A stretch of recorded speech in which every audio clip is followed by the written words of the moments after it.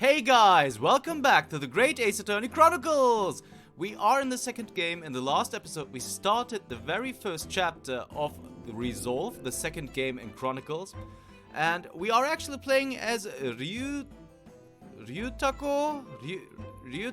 Naruhodo, who is actually just Susato-san in disguise because she is a woman, she can't be in court.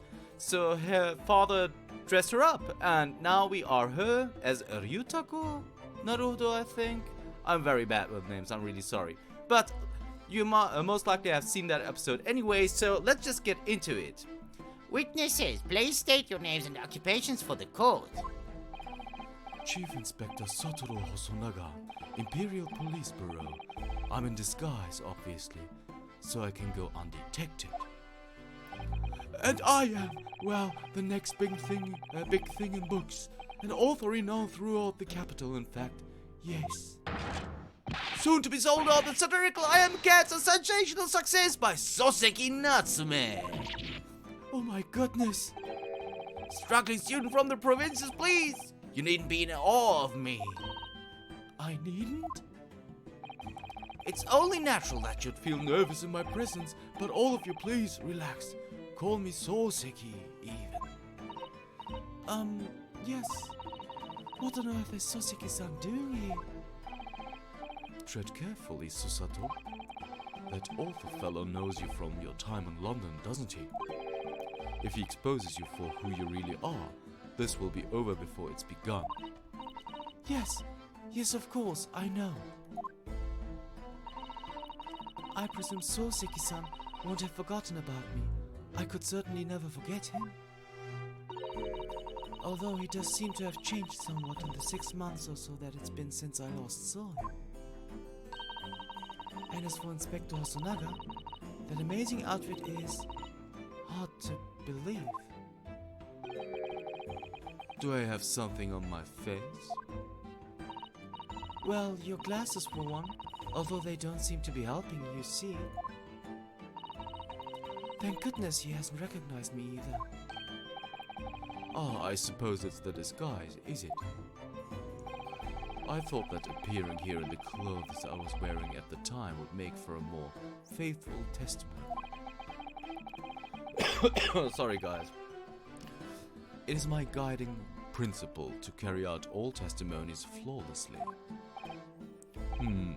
Well, I can appreciate why an Imperial Police Bureau detective might have been present. But what business did a writer such as yourself have being at the scene, Soseki-san? Oh, well, you see, I had been asked that day to give a lecture on the morning of the incident in the Imperial Yume University's Grand Lecture Hall, no less. At Yume University? After the lecture, I had a very pleasant conversation with a researcher from the medical science department. The professor over there, in fact. With Professor Mikotoba? Yes, that's right. It was arranged by one of the newspapers. They wanted some story or other about 2 former students who'd studied in Great Britain. Of course, being a renowned author, the press never leave me alone. They secretly spy, snapshots, scribble stories, and scupper my privacy. As you can see, the conversation was written up in this newspaper here. Read it at your leisure, my provincial, struggling student friend. I have plenty of copies. Thank you very much. He practically threw that paper at me. The Soseki Natsume article has been entered into the court record. Soseki Natsume article, a newspaper containing an article about the discussion between my father and Soseki-san. The debate became quite spirited. Anyway, following my interview with the professor, the lady in question appeared and made a very unexpected announcement. I should like to go with everyone to see your country's coast. Those were her words. As I explained before, Miss Brett was never taken into custody. She continued to work in my laboratory, under strict surveillance, of course. At which utterance, the university immediately contacted the government to seek guidance. And the response was, permit Miss Brett to go as long as the detective accompanies her.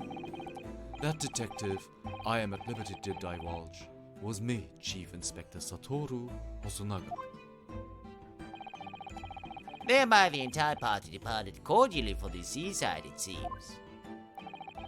It was extremely challenging to clear all other members of the public from the vicinity of the beach. But fortunately, I'm at peak physical fitness at the moment, so I was able to carry out my duty flawlessly. Oh my, Inspector, well, you do have something on your face now. Ah, how unsightly. I do apologize. Does that mean that you went to the beach too, Father? No. Fortunately, I had work to finish off. But unfortunately, of course, it meant that, as my assistant, Ray was not invited to take my place.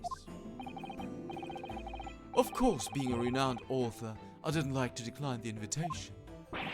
Ah, but if I only had, I'd never have seen that awful sight! Relentlessly racked by remorse and regret. Very well. I must now ask you to present your formal testimony to the court. You will give an account of all that you witnessed on your impromptu excursion to the coast. Of course, Your Excellency. Relentlessly wrecked by remorse and regret, I am.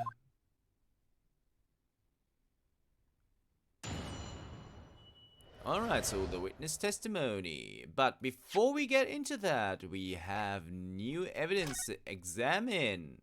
Alright, so. There's the cat. Okay, so that's going to be important later on, it seems. The witnessed scene. On the day of the incident, I was ordered on a special surveillance assignment in this disguise. I just managed to catch that crab when I suddenly heard a caterwaul from behind. I ran into the beach hut at once, where I found the pair in question. Yes! That young girl was astride the English woman, dagger in hand, as she stabbed wildly. I saw blood on the blade. It proved to me that she'd stabbed the victim multiple times. Indeed, it does appear from this testimony that both witnesses here present saw it. The very moment of this heinous crime. What? Now, if you will recall, I promised evidence as well. What phrase did I use again? Ah, yes, that was it. Damning evidence. What have you there, counsel? A so-called fountain pen, is it? Correct, Your Excellency. I found it at the scene whilst examining the body. It appears that in her dying moments, with a final ounce of strength, the victim clutched a piece of evidence that would positively identify her killer. What? Your Excellency, if you would cast your eyes over the photographic print of the crime scene once more. Oh, goodness me. Yes, the victim is clearly grasping something quite deliberately there in her hand. That's right, the fountain pen. And if you would kindly examine the pen, Your Excellency. Oh! The owner's initials have been engraved into the ebonite barrel. R.M. Remember me. The initials of the defendant. Ah, no!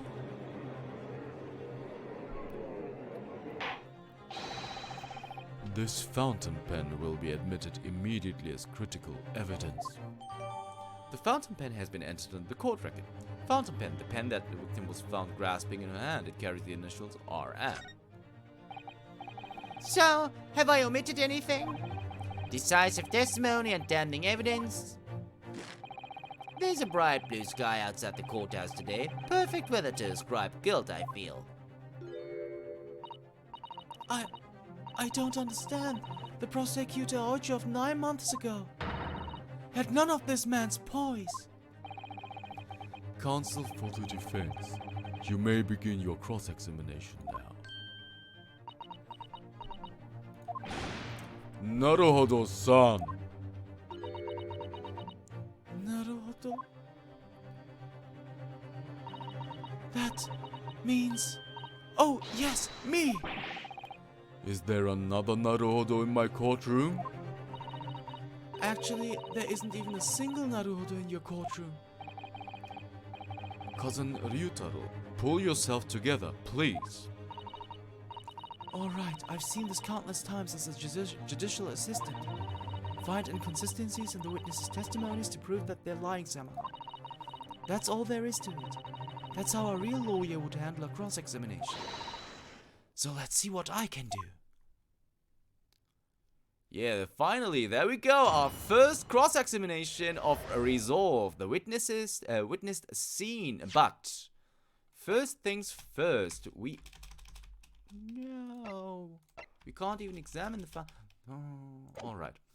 Okay, so no examination of the court records inventory in that case, at least. Let's go. On the day of the incident, I was ordered on a special surveillance assignment in this disguise. We're gonna press. In that jaunty disguise, just a second by the way, guys, because I think that we have actually did a single deep stab. And at some point, they claim that she was stabbed multiple times. So that's what we're going for, but we want to have all the dialogue right, so we're gonna press everything. In that jaunty disguise? Correct. Wait, no!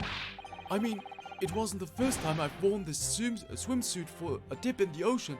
It's tried and tested. Do what must be done to keep the Englishwoman under surveillance. Those were my orders that day. And this tried and tested outfit was the answer. Being able to blend flawlessly into a crowd is an important part of the detective's job. I submerged myself in the salty water, leaving only Mr. Turtle floating inconspicuously on the surface. Mr. Turtle loves the water. But there was no need for you to blend into the background on this assignment, really, was there? If that made you late arriving on the scene, I think perhaps you had your priorities wrong.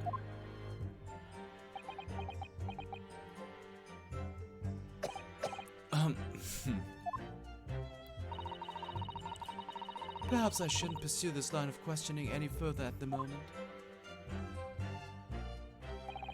I just managed to catch the crab when I suddenly heard a caterwaul from behind me. Hold it! You're describing the victim's scream, presumably, Soseki-san? In more literary terms, you might say it was a scream that could have pierced the heavens. Kia! Or the like. Of course, that's just a metaphor. We renowned authors are wont to describing things so. Soseki-san wasn't at all like this in England. Anyway, I spun around at the noise and the beach hut immediately fell under my gaze. Yes, the beach hut. The area is popular with government ministers. Many have seaside retreats there for rest and recuperation. Locals are prohibited from entering the area, so it's always very quiet. The beach hut is a simple structure, erected as a place for people to change or take refuge from the sun. Although the Englishwoman commandeered the hut for herself, which meant that I was forced to change into my swimwear on the sand. I imagine that was rather embarrassing for you. Well, anyway, I tossed the crab aside and headed for the beach hut at a run. Or, in more literary terms, I decrabbed and beetled off hut-wise. I ran into the beach hut at once, where I found the pair in question. Hold it!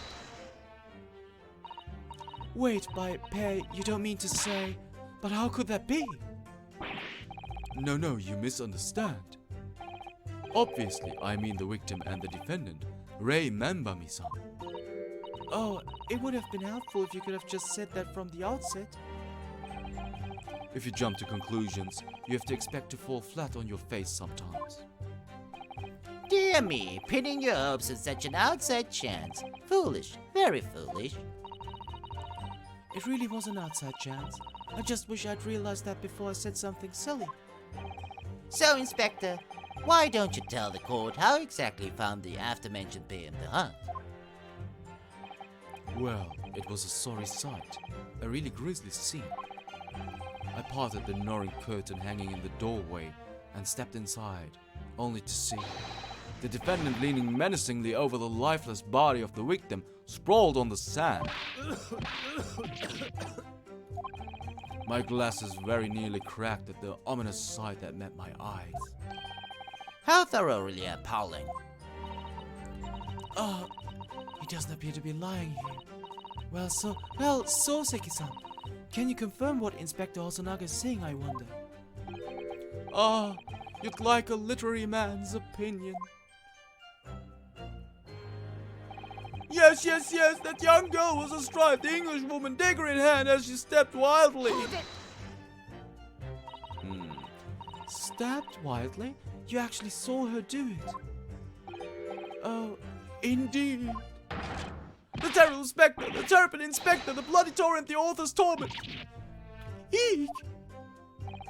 Every sight and every sound is still carved in my melancholy memory. That was my impression, at least, as a future literary sensation. Counsel, what on earth was that shrill, effeminate scream? No, what are you insinuating? I'm as manly a Japanese man as you. I wonder if I might interject here, Soseki-san. Something you said is troubling me. That was my impression, were your words just now, I believe. So, do you mean to say you're not confident that you really did see what you've described? Sorry. No, I mean yes! No, I know what I saw! My ears didn't deceive me when I heard the scream, hence my eyes didn't deceive me either. I could describe everything I saw vividly. I could publish it all in tomorrow's newspaper serial.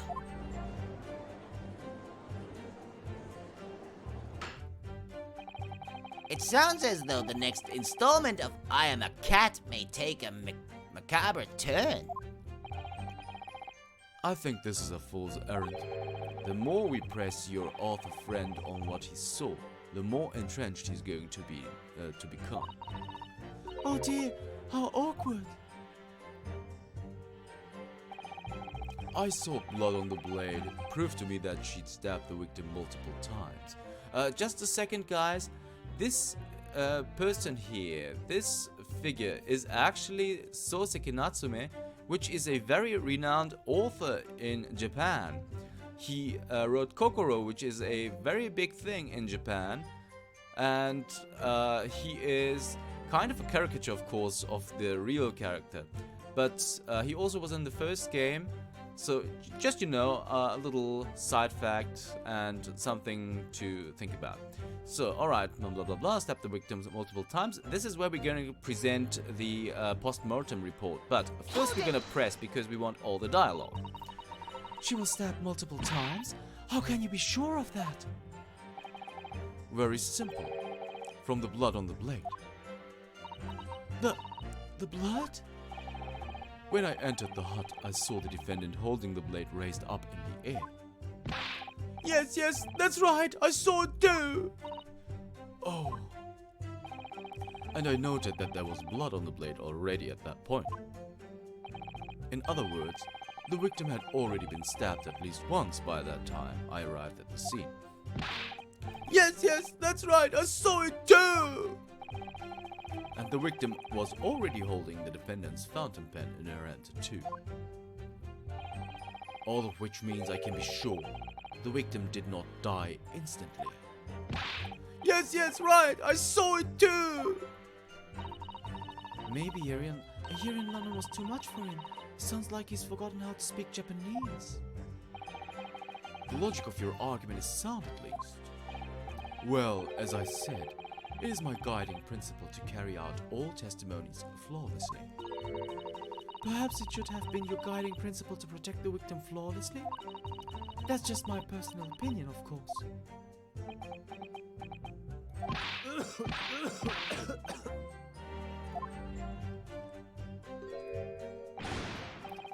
Counsel, you will refrain from mocking the witness. Oh no, I just have so many thoughts whirling around in my head. It's all I can do to stand here, wide-eyed and mute. Goodness, my dear, you really must try to calm down. But how am I supposed to find an inconsistency in what these two gentlemen are saying? Sorry guys, I don't know what's going on. I'll have a sip of water in a second. I don't see why either of them would have any reason to lie. What you must remember, I think, is that witnesses may inadvertently lie at times. For various reasons. A misunderstanding, a mistaken observation, a delusion, even... a delusion. What's important is that we determine the truth, and there's only one sure way to do that. Yes, with evidence, of course. Spoken like a true judicial assistant. During witness testimony, you can ease to pick a piece of evidence to present for consideration. So you need to listen carefully to each statement and compare what's said to the details in the court record. If you find some conflicting information, that may be the inconsistency you're looking for. Yes, it's all about inconsistencies. Once you've identified a witness's statement that appears to conflict with a piece of evidence, present the evidence to the witness with R, and the way ahead will present itself to you, I'm sure. Yes! Alright then. I'll consider the details of all the evidence in the court record against each statement to find an inconsistency. I hope I'm up to the task. Don't forget that you can have the witnesses repeat their statement as many times as you like. Everyone has to start at the beginning, remember, so those wide eyes are quite forgivable. And besides, there's no one else to defend the poor girl. You're right. I need to listen to the testimony again from the start. No, we don't, because we know the answer. So we're gonna skip forward to this statement, and we're gonna present the post-mortem. We're just gonna present it with R. Objection!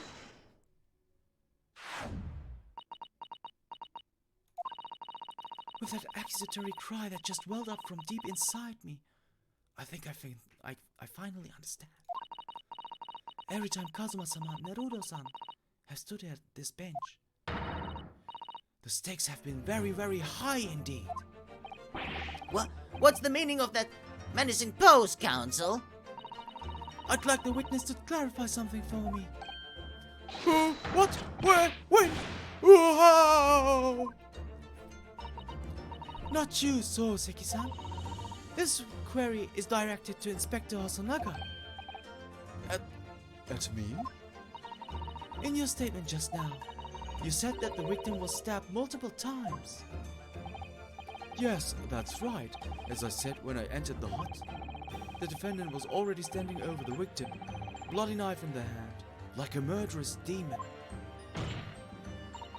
And yet, that cannot be. What?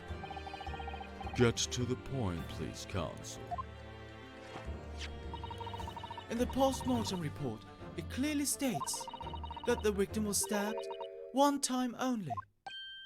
Oh. In other words, Inspector Hosanaga's testimony is clearly flawed. Oh, and Soseki-san. Me? You claim to have seen Membami-san in the throes of stabbing the victim. Yes, I did! Wildly! But both you and the inspector confirmed the same point. That there was already blood on the knife that you saw the defendant holding. Yes, and... It's quite simple. We know the murder weapon was used to stab the victim only once. Therefore, there's no way there could have been blood on the knife if that single stabbing hadn't really already occurred. Oh, true! Then what exactly is your contention, counsel? Are you ever going to tell us? Yes, Your Excellency. There's only one logical conclusion. What Soseki-san in fact saw was not the moment of the defendant stabbed the victim at all, but the moment that the defendant in fact withdrew the blade from the victim's body. That can't be! Excellent work, Susato. You exploded at them with that objection, and then proceeded to pull them apart systematically. Objection! Well, this takes me back. Yes, I seem to remember your cousin staged a scene much like this in the trial 9 months ago. A half-wicked child with a half-baked objection attempting to steal the show. You're right. There were certain similarities. Except that so-called half-witted child managed to outwit the prosecution, who has only half a head of hair. Slander! My head is quite adequately dressed! In any case, all this talk of stabbing and withdrawing and multiple wounds, it makes not a jot of difference. What? Why not? Engage your brain, young man. When the accused first plunged the deadly weapon into the victim, that was the fatal blow. And it was the moment, just as he had withdrawn the blade ready for the next strike, that the witnesses saw. The knife was already tainted with blood, because the accused had already stabbed the victim. Oh! All you have successfully shown with your little display is that the mustached author is prone to moments of extravagance. Oh!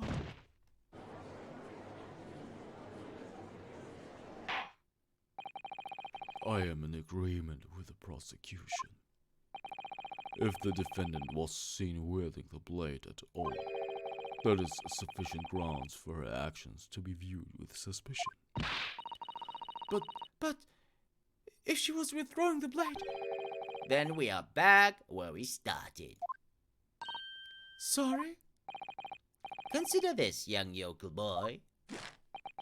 If the student girl is innocent as you claim, then why would she have pulled the blade from the victim? And with a demon's cold-blooded composure, too. The prosecution demands an explanation, and it had better be good. Why did Ray pull out the knife? Oh yes, going for the jugular. What does father mean by that? Let the court hear your answer then, counsel. The truth is, I don't really know. But I have to come up with a plausible reason here, or we don't have a case. The reason why the defendant pulled the knife blade out of the victim's body was surely so she could stab her again, save her life, or hide the knife. It's of course to save her life. At least I think so. According to the post-mortem report, the victim's death was not instant. That's correct. It's as though she would have remained unconscious for a short while after sustaining the injury. Indeed, giving her the time to take hold of this piece of evidence that clearly indicates her killer. The point is, being a medical research assistant, Benbami-san was compelled to act when faced with a wounded victim. Instinctively, she pulled the blade out in an attempt to save Miss Brett's life.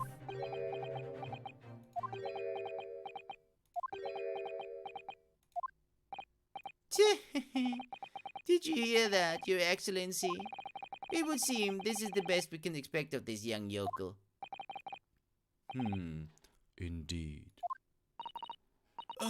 Is it just me, or does it suddenly feel much colder in here?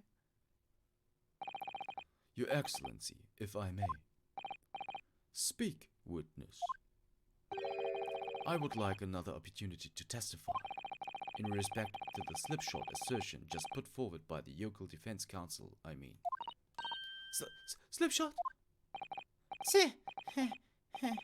An excellent idea, Inspector. Our young yokel hopeful has a modicum of knowledge when it comes to the law, it seems. But in matters of medicine, he appears to possess not one iota of common sense. Very well, Inspector. I will permit your request. You will testify again before the court on the subject of the defense counsel's assertion. Yes, sir. I will do so flawlessly. The witness testimony. But I'm sorry, guys. We have reached the half-hour mark. So that means this is going to be it for this episode of the Great Ace Attorney Chronicles. Resolve. If you want to tune in next time, you might see what the forensic medicine primer is. See you then.